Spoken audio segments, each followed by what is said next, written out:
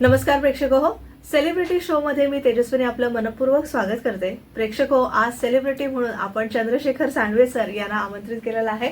Sir नमस्कार. सरांची थोडक्यात ओळख करून देते.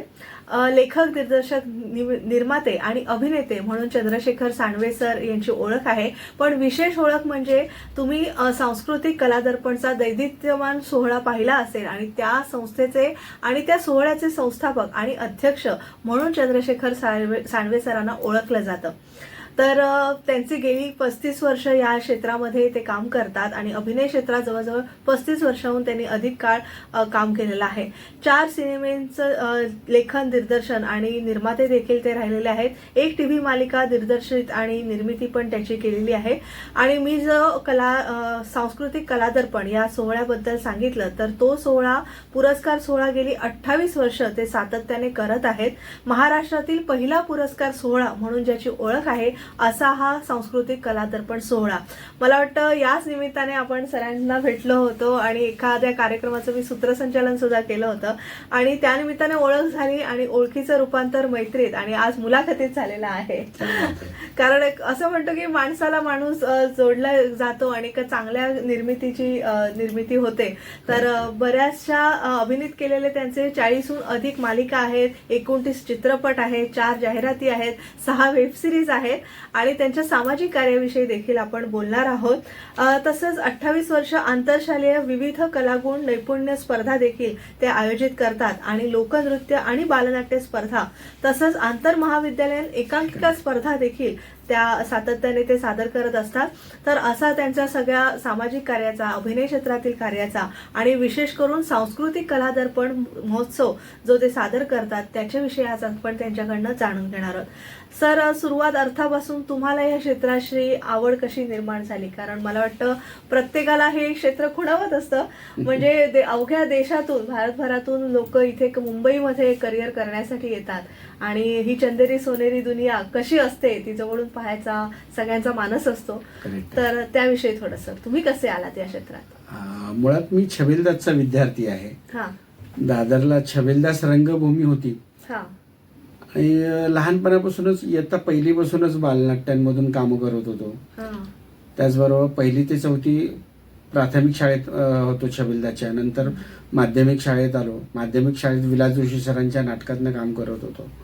आणि त्याचबरोबर छबिलदासमध्ये अशी एक पवित्र रंगभूमी मानली जाते की आमचं जे रंगमंच होतं, थिएटर होतं मोठं शाळेचं, त्या ठिकाणी अनेक कलावंत घडले. कारण की ती जागा छबिलदासची त्यावेळेस आविष्कार या संस्थेला चालवायला दिलेली होती आणि त्यामुळे आविष्कारचे वेगवेगळे प्रायोगिक प्रयोग केले जायचे. तिथे अनेक कलावंत घडले. म्हणजे सांगायचं, सतीश पोळेकर, नाना पाटेकर, परत सतीश दुभाषी आहेत, अनेक कलावंत आहेत जे तिथे घडले. अनेक नामवंत हिंदी कलावंतांपासून ते मराठी कलावंतांपर्यंत ही त्यांची रंगभूमी, ती जागा आहे. तर त्या रंगभूमीवर माझं जिथे पाऊल पडलं साहजिक आहे. आणि लहानपणापासून या क्षेत्रात होतो. लहानपणी असताना ते कार्य करत असताना, काम करत असताना या गोष्टीची आवड निर्माण झाली.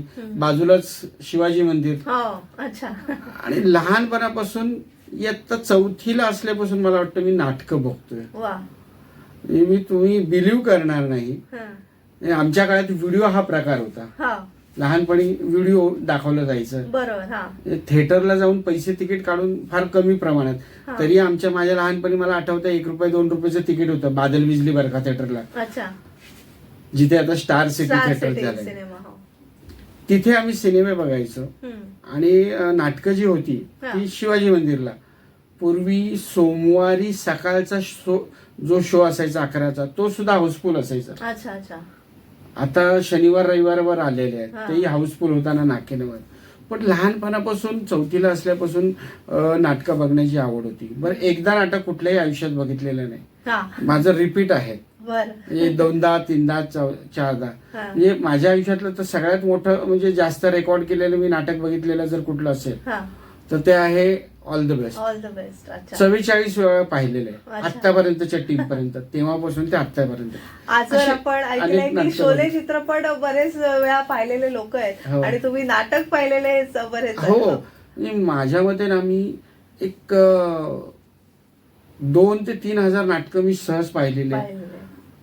व्यावसायिक आणि अनेक वेगवेगळ्या भागातनं फिरून नाट्य महोत्सव, चित्रपट महोत्सव. आणि चित्रपटांचं सांगायचं झालं तर माझ्या मते मी 11,000हून अधिक सिनेमे पाहिलेले आहेत. हा एवढा मोठा पल्ला गाठलेला आहे. व सिनेमे सुद्धा मी काही काही डबल पाहिलेले आहेत, ट्रिपल पाहिलेले आहेत. बरं, माझ्याकडे सोहळ्यामध्ये येतात त्यावेळेस प्रत्येक वेळी सगळ्या परीक्षकांबरोबर पाहावं लागतं, नाटकं बघावी लागतात, त्याचबरोबर सिनेमे पाहावे लागतात, मालिका बघावी लागतात. त्यामुळे ह्या सगळ्या गोष्टींची चोखंदळ सवय झालेली आहे. पण लहानपणापासून ही सवय होती. आणि मुळात लहानपणापासून नाट्यक्षेत्रात असल्यामुळे मी या गोष्टीकडे आकर्षित गेलो. नक्कीच सर, अभिनय क्षेत्राकडे तुम्ही वळलात हे कळलं, कारण सातत्याने नाटकं पाहणारा माणूस, सातत्याने चित्रपट पाहणारा माणूस हा नक्कीच त्याला आवड निर्माण होते. आणि मला वाटतं कळत न कळत त्यातले संस्कारही आपल्याला होतात, की त्याच्यानंतर तुम्ही दिग्दर्शनाकडे वळलात किंवा एवढी नाटकं पाहिली, एवढी चित्रपट पाहिल्यानंतर दिग्दर्शक कसा घडावा हे त्यातनं तुम्ही शिकला असाल असं वाटतं. 9वी-10वीला असताना मी दिग्दर्शन करायला सुरुवात केली. अच्छा. म्हणजे सर आमचे जसे बसवायचे त्याच्यापेक्षा काही वेगळं करता येईल का म्हणून शाळेत शिकवलेलं असतं तर आपल्या चाळीमध्ये जाऊन ते करण्याची वेगळी एक मजा असते. तर मी आमच्या चाळीतल्या मुलांना घेऊन एक वेगळ्या पद्धतीने नाटक बसवायचो. ती मला दिग्दर्शनाची आवड तिथे निर्माण झाली 9वी-10वी पासून. आणि वेगळं काहीतरी दाखवायचं. त्यावेळेस मी 9वीला असताना एक प्रयोग केलेला होता. म्हणजे मी 2 नाटकं बसवली आणि ते तिकीट लावून मी प्रेझेंट सुद्धा केलेली होती. त्यावेळेस लोकांनी कौतुक केलं होतं. हा किती आवली आहे, काय एवढ्या लहानपणापासून 10वीला होतो तरी अभ्यास सोडून यातच मी गर्क असायचो. तर ती दिग्दर्शनाची जी वकूब आहे ती मला त्या 9वी-10वीलाच सुरुवात झालेली होती. आणि मग आता तुम्ही म्हणताय की बरेचसे दिग्दर्शक किंवा मालिका आणि चित्रपट तुम्ही दिग्दर्शित केलेले आहेत, तर एखादा अनुभव असा सांगा की तुम्हाला ते दिग्दर्शन करून खूप छान वाटलं किंवा असं आपण चांगली कलाकृती यांची निर्मिती केली असं वाटलं, त्याविषयी थोडंसं. आता बघा, मी एक मालिका केली, अनेक नाटकांचं दिग्दर्शन केलं आणि सिनेमांचं केलं. पण माझी पहिली कलाकृती जी होती चित्रपटाची कलाकृती, मी 4 सिनेमे दिग्दर्शित केले. पण त्या 4 पैकी एक बिबट्या आणि त्याच्याही पेक्षा मला जर आवडलेलं माझं स्वतःचं दिग्दर्शन असेल तर ते म्हणजे सामर्थ्य.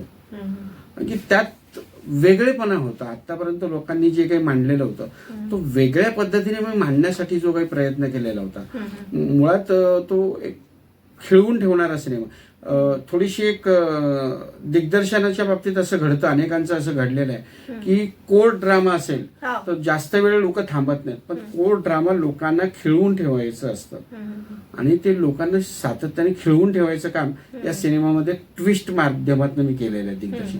तर मला आवडलेलं दिग्दर्शन म्हणाल तर सामर्थ्य नावाचा जो सिनेमा आहे ते एक आहे.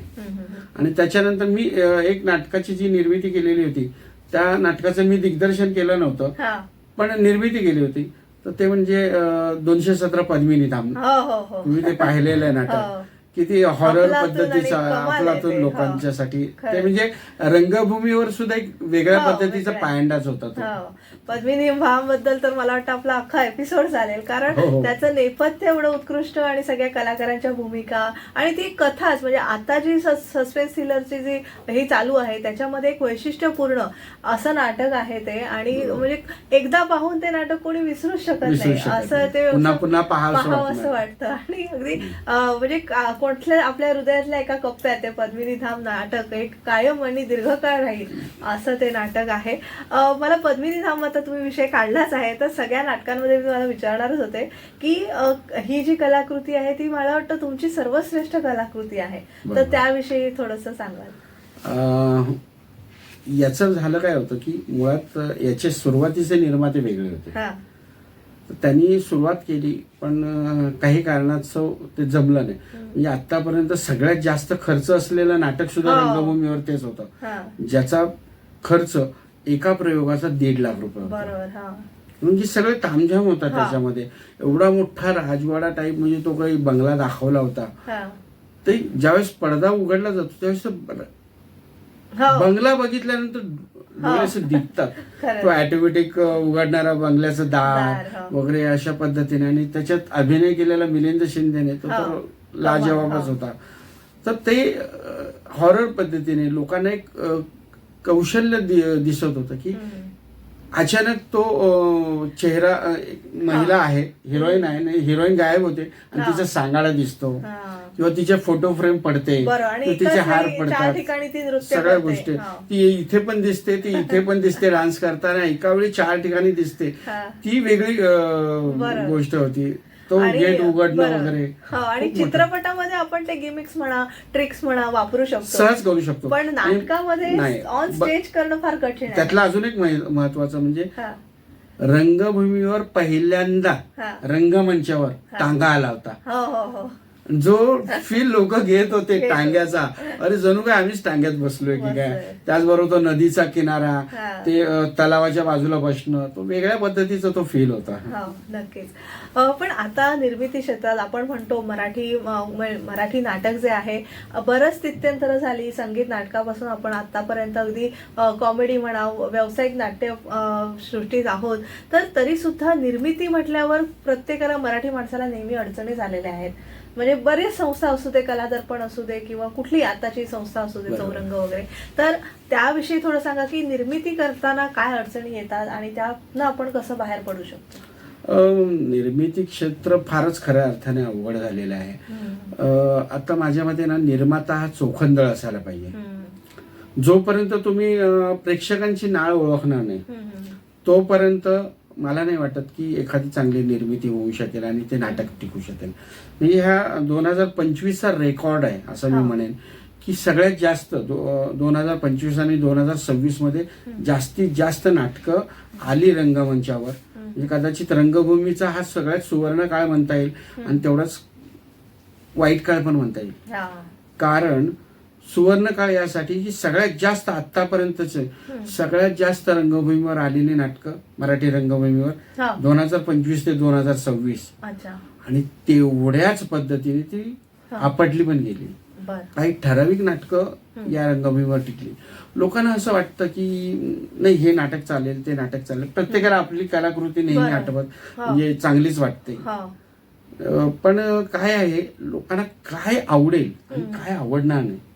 एखादं सिरियस नाटक आवडेल किंवा कॉमेडी आवडेल की काय आवडेल काही सांगता येत नाही. जर ते आवडलं तर उचलून धरतात लोक. आमने सामने नाटकाचा तुम्हाला किस्सा सांगतो. आमने सामने नाटक मला वाटतं एक 70-80 प्रयोगापर्यंत बऱ्यापैकी चाललं होतं, सो चाललं होतं. पण एक परेश रावलने त्याच्यावर वक्तव्य केल्यानंतर आज धो चालू आहे. तशाच पद्धत भद्रकालीचं नाटक सांगायचं झालं तर देवबाबळी, या 2 नाटकांबद्दल म्हणजे देवबाबळी आणि आमने सामने या नाटकाबद्दल परेश रावलने वक्तव्य केल्यानंतर जी आज धो चालायला लागली.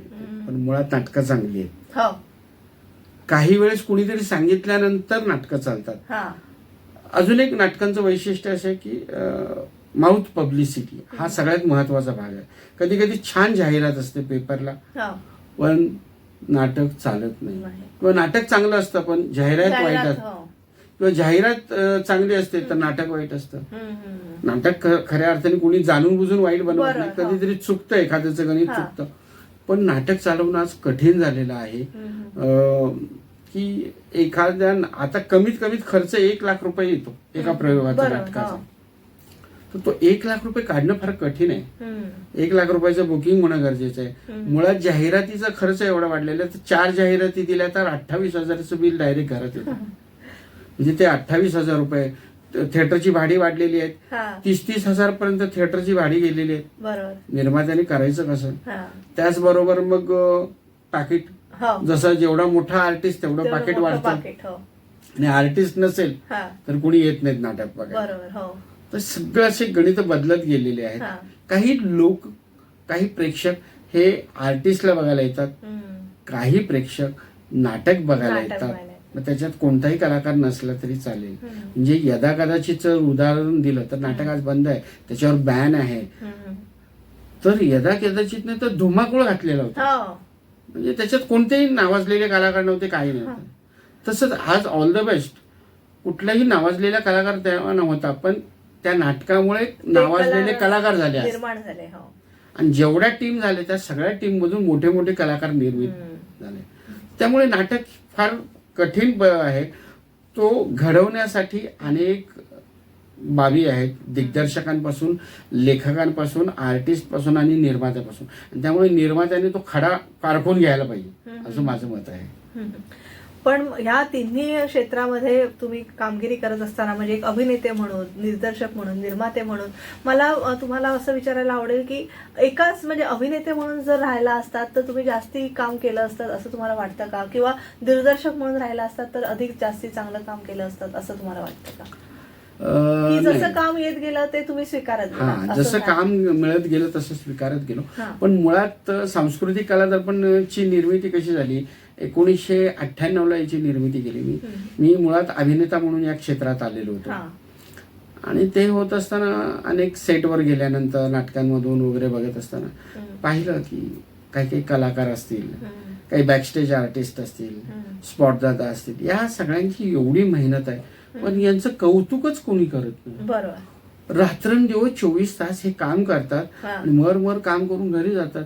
घरी गेल्यानंतर कदाचित त्याची बायको शिवाय देत असेल किंवा घरातले ओरडत असतील, एवढी मेहनत केली, पैसे कमी मिळाले, त्याचं कौतुक करणार कोण? मला असं जाणीव झाली की याचं कोणीतरी कौतुक केलं पाहिजे. आणि जर कौतुक केलं तर कदाचित चांगली निर्मिती होतील आणि लोक या क्षेत्राकडे आकर्षले जातील. आणि म्हणून 1998 मी सांस्कृतिक कला क्षेत्राची कलादर्पण नावाची संस्था काढली.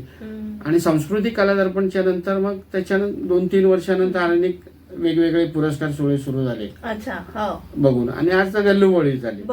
मग ते किती दिवस टिकतात ते तुम्हाला माहिती आहे. 1-2 वर्ष पुरस्कार सोहळे. आणि प्रत्येक आता लोकसत्ताचा कार्यक्रम आहे, लोकमतचा आहे, प्रत्येक वर्तमानपत्रांचे कार्यक्रम आहेत, जसं आमच्या न्यूज चॅनलचे सुद्धा कार्यक्रम होतात. त्यामुळे आता दूरदर्शनचाच घ्या, नवरत्न पुरस्कार सोहळा होतो, मठाचा होतो, असे प्रत्येक पण काही काही असे आहेत, हे सगळे त्यांच्या मागे मीडिया आहे, त्यांच्याकडे भरपूर पैसे आहे. आणि माझ्याकडे काही नसताना गेले 28 वर्ष सातत्याने चालू ठेवलेलं आहे. आणि लोकांचा विश्वास आहे माझ्या. बरं का माहितीये का, त्याचं कारण सांगतो. म्हणजे मला सांगताना अभिमान वाटेल. हा आमच्या निकालाचं वैशिष्ट्य आहे की आमच्याकडे निकाल निस्वार्थीपणे लावला जातो. बाकीच्या ठिकाणचं मला असं नाही म्हणायचं, मी आरोप नाही करत. निस्वार्थीपणे का, तर आम्ही बायस कोणाशी नाही आहोत. आणि म्हणूनच आमच्याकडे ज्या चित्रपटांना पुरस्कार दिला जातो त्यांना नॅशनल मिळालेले, 90% सिनेमांना नॅशनल अवॉर्ड मिळाले. हे काय आहे, म्हणजे आम्ही चोखंदळ आहोत, आम्ही योग्य पद्धतीने न्याय देतो, म्हणून लोक आमच्याकडे येतात. सांस्कृतिक कला दर्पण सोहळ्याविषयी तुमच्याकडून अधिक जाणून घ्यायचं आहे, पण तत्पूर्वी एक छोटीशी विश्रांती घेऊया. प्रेक्षको, आज आपण सेलिब्रिटी शो मध्ये लेखक, दिग्दर्शक, निर्माते आणि अभिनेते चंद्रशेखर सांडवे सर यांना आमंत्रित केलेला आहे. आमच्या ह्या गप्पा, आमचा हा संवाद असाच सुरू राहणार आहे. तुम्ही पाहत राहा आचार्य 90 FM ऑन रेडिओ.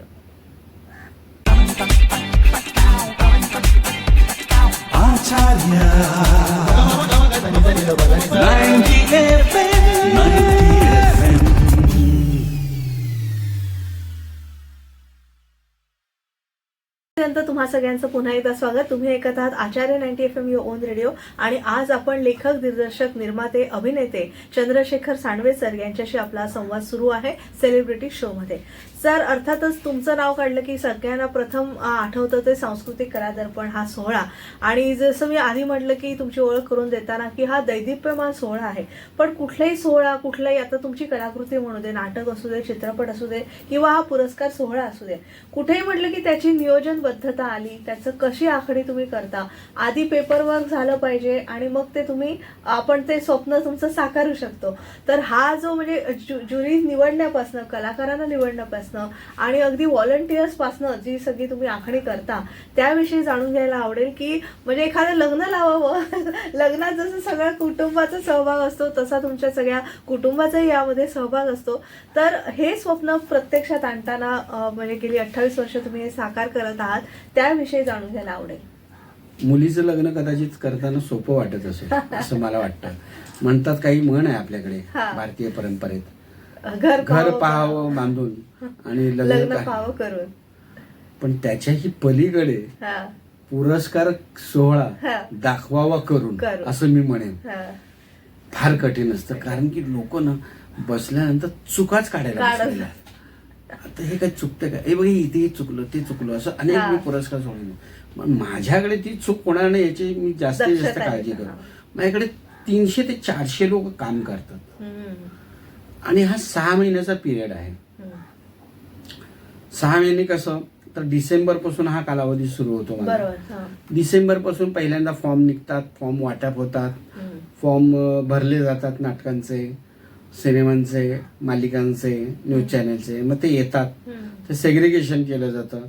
त्याच्यानंतर नाटकं बघण्याची प्रक्रिया सुरू होते किंवा सिनेमे एका बाजूला बघण्याची सुरू होते, एका बाजूला मालिका बघण्याचं काम चालू होतं आणि एका बाजूला न्यूज चॅनलचं तर वर्षभर असतं आमचं. ते फक्त एका 6 महिन्यापुरतं नसतं आमचं, तर पूर्ण वर्षाचा आढावा घेतो की ते चॅनल कशा पद्धतीने काम करतंय. आणि त्यामध्ये आतापर्यंत सगळ्यात जास्त पुरस्कार मिळवणारा चॅनल तर एबीपी माझाच आहे. तर हे सगळी प्रक्रिया चालू असताना मध्ये सगळा 3 महिन्याचा कालावधी उलटल्यानंतर सगळे सर्वोत्कृष्ट नाटकं, 5 नाटकांचा किंवा 6 नाटकांचा मग नाट्य महोत्सव केला जातो. तो नाट्य महोत्सव तो पूर्ण हाऊसफुल असतो. तुम्ही पाहिलेला, तुम्ही आलेला. तर तिथे ते त्याचं आयोजन केलं जातं. नाट्य महोत्सव झाला की चित्रपट महोत्सव, 10 चित्रपटांचा किंवा 15 चित्रपटांचा महोत्सव असतो. तो महोत्सव झाल्यानंतर आपला शॉर्ट फिल्म फेस्टिवल आहे, लघुपट चित्रपटांचा. म्हणजे हे सगळं झाल्यानंतर मग नॉमिनेशन डिक्लेअर होतात आणि मग नॉमिनेशन डिक्लेअर झाल्यानंतर पुढच्या पंधरवड्यात हा पुरस्कार सोहळा असतो. आणि मग पुरस्कार सोहळ्यासाठी लागणारी माणसं असतात. म्हणजे एक वेगवेगळ्या टीम आहेत की कॉलिंग करणारी टीम वेगळी, निमंत्रण पत्रिका पाठवणारी टीम वेगळी, स्किट लिहिणारे वेगळे, दिग्दर्शन करणारे वेगळे. आणि या सगळ्यांवर वॉच माझा, सगळीकडे मी असतो, कुठेही चुकता कामा नये. सगळ्यामध्ये माझा हात लागलेला असतो, त्याच्याशिवाय काम होत नाही. मी ओके देत नाही तोपर्यंत काम पुढे जातं. आणि परीक्षक सुद्धा तुम्हीच निवडता? परीक्षक सुद्धा मीच निवडतो आणि त्या सगळ्यांमध्ये मी थर्ड अंपायर असतो. सगळे नाटकांमध्ये पण मी असतो अंपायर. त्याच्यानंतर चित्रपट महोत्सवासाठी, नाट्य महोत्सवासाठी सगळीकडे. कारण की परीक्षक सुद्धा इकडे तिकडे कुठे जात आहे का याचं लक्ष माझं असतं. म्हणजे कोणी चुकतंय का, किंवा कदाचित असं होतं की योग्य न्याय मिळत नसेल एखादा कलाकार, तर मी जाणीव करून देतो की हा कलाकार सुटता का म्हणे. जसं पोलिसांमध्ये एक म्हण आहे, 99 अपराधी सुटले तरी चालेल पण एक निरपराधाला शिक्षा होता कामा नये. तसं माझ्याकडे पण तशाच पद्धतीने की एखादा चांगला कलाकार सुटता कामा नये, त्याला योग्य न्याय दिला पाहिजे. हे सगळं होत असताना आणि पुरस्कार सोहळ्यामध्ये अनेक लोकांचे हात लागत असतात. रिसिव्ह करण्यापासून, ऑर्गनायझेशन करण्यापासून, डान्स कोरिओग्राफी, स्किट, ती लाईट, तो तर मोठा तामझाम आहे. लाईटचा आणि रेकॉर्डिंगचा, कॅमेराचा, खूप खूप मागे एवढी धावपळ असते. पाठीमागे वॅनिटी असतात, जनरेटर्स मॅन वगैरे भरपूर लोक काम करत असतात. लोकांना काय वाटतं फक्त 3 तासाचा 4 तासाचा सोहळा दिसतो, पण त्याच्या मागे एवढी मेहनत आहे, एवढी मेहनत आहे. तर ही 6 महिन्याची मेहनत असते. टीव्हीवर आपण फक्त 2.5-3 तास कार्यक्रम बघतो, पण त्याच्या मागे 6 महिन्याची प्रोसिजर आहे. लोकांनाही असं वाटतं की सांडवे फक्त 6 महिनेच दिसतात का, तर नाही. डिसेंबर ते मे पर्यंत मी चित्रपट दिसत असतो, पण त्याच्यानंतर काय करतो तर 15 दिवस आराम करतो. 15 दिवसानंतर पुन्हा जूनच्या 1 तारखेपासून, आता चालू झालेलं आहे, जूनच्या 1 तारखेपासून ते डिसेंबर पर्यंत आमचे आंतरशालेय कलागुण नैपुण्य स्पर्धांचं आयोजन करतो. लोकनृत्य, बालनाट्य, त्याचबरोबर एकांकिका स्पर्धा. हे 6 महिन्याचा पिरियड. या 6 महिन्याच्या ह्याच्यामध्ये शाळांच्या स्पर्धा, कॉलेजच्या स्पर्धा चालू असतात. तो मोठा एक शिवधनुष्य आहे. ते करत असताना नेहमी दर रविवारी आम्ही बिझीच असतो. वेगवेगळे इव्हेंट्स, प्रत्येक महिन्यामध्ये इव्हेंट्स आहेत आमचे, प्रत्येक महिन्यामध्ये. आता सांस्कृतिक कला दर्पणला जवळजवळ 21व्या वयात पदार्पण 29 आता चालू झालं. 29 येणाऱ्या पुढच्या 16 जुलैला आपण 29वा वर्धापन दिन साजरा करणार. 16 जुलैला. तर आता पुढची 20 वर्ष किंवा 50 पर्यंत गाठायचे आहे, तर तो प्रवास कसा असेल किंवा तुम्ही काय विजन तुमचं काय आहे त्यामागे? विजन तर माझ्यासोबत माझी मुलं तर आहेतच, 3 मुलं आहेत, माझी मित्रमंडळी आहेत, कमिटीवरची लोक आहेत. या कमिटीच्या लोकांबरोबर संपूर्ण महाराष्ट्रातली अशी एक मी टीम तयार करून ठेवलेली आहे की आपल्यानंतर सुद्धा चालू ही राहायला संस्था पाहिजे. पुढे चालू राहिली वा. पाहिजे. मी 50 वर्ष तर बघणारच बघणार. माझं ध्येय आहे, मुलांना सांगून राहिले, 100 वर्ष वा. हे चालू ठेवायचं. हा. कारण की लोक मुळात ह्याचा हेतू काय आहे, याचं आमचं ब्रीदवाक्य मी लिहितानाच ब्रीदवाक्य असं लिहिलं हा. की लहानांना स्थान, मोठ्यांना मान. वा. आणि म्हणूनच लहान मुलांच्या स्पर्धांपासून ते मोठ्यांच्या मानापर्यंत आपण त्या सगळ्या सगळ्यांनाच गोष्टी व्यासपीठ देण्याचा व्यासपीठ प्रयत्न द्यायचा. असतो त्याच्यामध्ये. याच्यामध्ये तुम्ही सामाजिक कार्यही करता, म्हणजे असं म्हणणं, सामाजिक कार्याचा उल्लेख आपण करत नाही, पण ते जाता जाता तुमच्याकडून होतंय, तर त्या सामाजिक कार्याविषयी जाणून घ्यायला फार आवडेल. मुळात सामाजिक कार्य खऱ्या अर्थाने असं म्हटलं जातं की एखाद्याला मदत करायची असते किंवा सामाजिक कार्य करत असताना डाव्या हाताचं उजव्या हाताला कळता कामा नये आणि उजव्या हाताचं डाव्या हाताला कळता कामा नये. पण असे काही गोरगरीब आहेत किंवा आपल्या क्षेत्रातले लोक आहेत, सांस्कृतिक क्षेत्रातले, जे स्पॉट दादांपासून असेल काही असतील, तर त्यांना एक आर्थिक पद्धतीची मदत किंवा त्यांना हॉस्पिटलायझेशन वगैरे अशा गोष्टी तर आहेतच आहेत. त्या गोष्टी करत असतो. आणि त्याच्याच पलीकडे अजून जाऊन आता एक वेगळ्या पद्धतीचं उपक्रम मी हाती घेतलेला आहे की कलाक्षेत्र असं आहे ना की याला स्थिरता नाहीये. आज काम आहे, उद्या काम असेल की नाही याची गॅरंटी नाही. परवा मिळेल, त्याच्यानंतर मिळेल की नाही गॅरंटी नाही.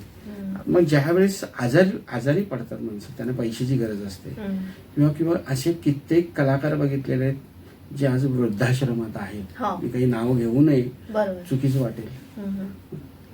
वृद्धाश्रमात जाताना सुद्धा त्यांच्याकडे पैसे नाही. म्हणून पुढे आम्ही आता चालू करतोय, हा प्रयत्न चालू झालेला आहे. आम्ही स्वामी समर्थांचं मठ बांधतोय. स्वामी समर्थाच्या मठाच्याच आजूबाजूला आम्ही काय करतोय की एक वृद्धाश्रम बांधतोय, एक अनाथाश्रम बांधतोय, गोशाळा बांधतोय, अन्नछत्र बांधतोय आणि आरोग्य सेवा केंद्र. म्हणजे आपल्या क्षेत्रातले जे काही कलाकार आहेत त्यांना तिथे शेवटची सोय होईल, किंवा मधल्या काळात जर कुणी आजारी पडतं काय असतं त्यांच्यासाठी सुद्धा आपण सोयी करत असतो. हे एक जाणीव असली पाहिजे म्हणून काम हे करत असतो. आणि मला वाटतं सांस्कृतिक कला दर्पण सोहळा हा सुद्धा एक समाजाचं भान ठेवूनच तुम्ही. हो, अगदी बरोबर. सामाजिक भानच आहे. जर मला असं कधी कधी नेहमी वाटत असतं की माझा जन्म लोकांना हसवण्यासाठी, लोकांना खुश करण्यासाठीच आहे. मी रोज फेसबुकला तुम्ही बघता की रोज सगळ्यांचे वाढदिवस सेलिब्रेट करतो. कोणालाही लक्षात नसतील, म्हणजे स्पॉट दादापासून तंत्रज्ञ आणि मोठ्या कलाकारांपर्यंत सगळ्यांचेच एक 20-25 लोकांचे रोज तुम्हाला वाढदिवस दिसतील. आणि त्याचबरोबर प्रत्येक जण गेल्यानंतर सुद्धा ती दुःखाची बातमी सुद्धा पहिल्यांदा दाखवण्याची जबाबदारी माझीच असते, त्यांना श्रद्धांजली अर्पण करण्याची. जोपर्यंत माझी बातमी येत नाही तोपर्यंत कोणी विश्वासही ठेवत नाही की हे झालंय की नाही झालं. तिथपर्यंत जाण्यासाठी, लोकांना सांगण्यासाठी हे माध्यम आहेच आहे. आणि त्याचबरोबर लोकांना जसं रोज वाढदिवस साजरा करण्यापासून, त्याचबरोबर पुरस्कार सोहळ्यातनं त्यांना त्यांच्या कामाची प्रशंसा करणं, त्यांना प्रोत्साहन देणं हे महत्वाचं आहे. आणि सगळ्यांना आनंदी बघणं हाच एक उद्देश आहे. म्हणून कदाचित माझा जन्म त्याच्यासाठी झाला की लोकांचं कौतुक कर, लोकांना प्रेरणास्थान बन, त्यांना कौतुक करून त्यांचं योग्य त्यांना पुरस्कार देऊन त्यांना मोठा मान सन्मान दे, यासाठी माझा जन्म झाला असं कदाचित. किती छान. आता तरुण पिढी जी आहे, जी सध्या मोबाईलमध्ये व्यस्त आहे, तर त्यांना या क्षेत्रात यायचंय, किंवा फक्त त्यांना वाटतं हे क्षेत्र म्हणजे झगमगाट आहे, ह्याच्या मागे पण कष्ट आहेत, हे तुमचा सगळं आतापर्यंतचा जो प्रवास पाहिला तर त्यातून आपल्याला कळतं. तर थोडक्यात तरुणांना या पिढीकडे आकर्षित करण्यासाठी किंवा त्यांना मार्गदर्शनपर तुम्ही काय सांगू इच्छिता? बघा, जे मोबाईलमध्ये अडकलेत ना, मी म्हणतो मोबाईल वापरायचा, वापरा, बिनधास्त वापरा, पण त्या मोबाईलचा उपयोग कशासाठी करायचा आहे? मोबाईल ही गोष्ट कशासाठी आहे की एक साधन आहे. आणि ते साधन कशासाठी आहे की आपल्याला इमर्जन्सी, म्हणजे एखाद्याशी बोलायचंय म्हणून ते वापरतो आपण. टाइमपास करण्यासाठी कोणाला फोन करत बसतो का आपण? तर नाही. तर पहिली गोष्ट बोलण्यासाठी ते फोनचा वापर करतो. दुसरी गोष्ट त्या फोनचा वापर याच्यासाठी करा की माहिती आणि तंत्रज्ञ याचा मेळ घाला. जे काही माहिती भारतामध्ये, जगामध्ये चालले, ते माहिती सेव्ह करा आणि त्याचा चांगल्या गोष्टीसाठी उपयोग करा. बरं, या मोबाईल मधून चांगले व्हिडिओ तयार करा, एडिट करा, शिका. कमीत कमी त्याच्यातून अर्निंग निर्मिती करू शकता. मोबाईलमध्ये माणसं म्हणतात की इरिटेट होतात किंवा ते व्यसनाधीन झालेले आहेत. तर खेळण्यापेक्षा त्याचा वापर कसा चांगला करायचा. आता माझ्याकडे मोबाईल, मी पण कंटिन्यू मोबाईलवर असतो, कारण आज ऑफिसपेक्षा मोबाईल माझा ऑफिस झालेला आहे. त्याच्यावर ईमेल्स आहेत, लोकांची माहिती आहे, सगळ्यांचे फोटो आहेत, पाठवणं करणं, सगळं ह्या गोष्टी आता फार इझी झालेल्या आहेत. म्हणजे मोबाईलने भले रेडिओ गिळंकृत केलाय, घड्याळ गिळंकृत केलाय, मोबाईलने डायरी गिळंकृत केल्या, अनेक गोष्टी, पण तेवढ्या ते फायदेशीर पण आहेत. तर त्याचा वापर किती चांगल्या पद्धतीने करता येईल ते आपण ठरवायचं आहे. फक्त मोबाईल घेतला, काही लोक फक्त एक आयफोन म्हणजे शो शायनिंग साठी समोर टेबलवर ठेवतात, माझा ₹1,00,000 आहे. तो ₹1,00,000 आहे म्हणण्यापेक्षा त्याचा उपयोग काय आहे, कसा करायचा. आज आयफोनने सिनेमे तयार करू शकता. जाता जाता तुम्ही शूट करा. घडतं काही काही गोष्टी घडतात, ते निसर्गाच्या गोष्टी आहेत, त्या निसर्गाच्या गोष्टी लोकांपर्यंत पोहोचवा. तुम्हाला एखादी गोष्ट सुचली तर लोकांपर्यंत सांगा, हे करा, हे करू नका. हे किती चांगलं तंत्रज्ञ आहे, त्याचा उपयोग करायला पाहिजे असं मला वाटतं. नक्की. आणि सर, तुम्ही कुठल्याही प्रकारचं व्यावसायिक शिक्षण म्हणजे आता अनुभवातनं तुम्ही शिकत गेलात, म्हणजे जग हेच तुमचा अनुभव आणि ती शाळा झाली.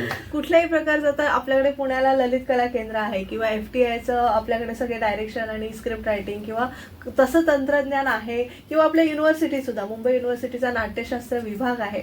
अशा पद्धतीचं शास्त्रोक्त शिक्षण घेणं सुद्धा किती महत्वाचं आहे, त्याविषयी थोडंसं मला मागं सांगायचं राहिलं. मी मुळात ना 11 वर्ष शाळेत शिक्षक होतो. अच्छा.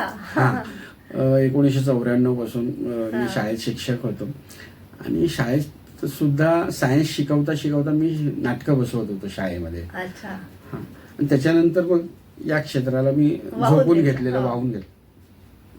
पण शिक्षण घेणं आणि देणं, मला देण्यात खूप मजा वाटते, चांगला अनुभव वाटतो. आजही गेली 35 वर्ष मी काय करतोय, अभिनयाच्या कार्यशाळा घेतोय, आणि ते गरजेचं आहे. काही जणांच्या रक्तामध्ये, आमच्यासारख्या लोकांच्या रक्तामध्ये अभिनय होता, पण आमच्या पाठीशी, माझ्या घरामध्ये कोणाचंही पाठबळ नव्हतं. आमच्या घरी कोणी शाहरुख नव्हता, आमचे आई वडील तेवढे काही शिकलेले नव्हते. मी भाजीचा व्यवसाय करायचो रस्त्यावर बसून. मी फार गरिबीत आलोय, पण कुठे ज्ञान घेतलं नाही. हे रक्तात होतं, पण शाळेत शिकत असताना केलं. पण काही जणांच्या अंगात असतं, पण तरी सुद्धा टेक्निकली गोष्टी शिकण्यासाठी अशा कार्यशाळांची गरज असते. डायरेक्टली नाही. म्हणजे एखाद्या कॅमेऱ्यासमोर कसं उभं राहावं, काय डिलिव्हरी, डायलॉग डिलिव्हरी करावी, काय कशा पद्धतीने आपल्याला संहिता लिहावी, दिग्दर्शन करावं. त्याचबरोबर आज नाटकामध्ये काम करताना आणि स्क्रीनवर काम करताना याच्यामध्ये जी काही तफावत आहे, म्हणजे खूप गोष्टी आहेत त्याच्यात शिकण्यासारख्या डीपमध्ये. तर त्याचं तंत्रज्ञ आणि ज्ञान हे अवगत करणं गरजेचं आहे.